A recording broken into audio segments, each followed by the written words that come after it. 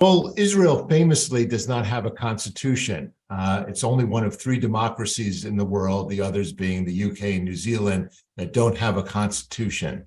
So can you describe how the Supreme Court evolved into its current role? Well, it is very complicated. Israel intended to have a constitution. They were going to have a basic law, which is in effect a constitution. And the Supreme Court over the years has decided that certain rights, free speech and so forth, were one of the basic rights. But since there is no constitution, that's why the Knesset can make changes. And that I believe poses a danger.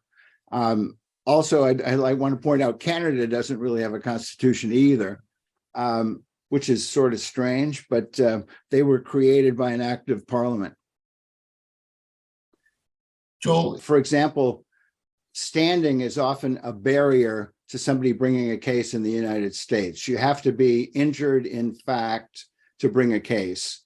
And in fact, that's been a big issue for the student loan case that's before the US Supreme Court.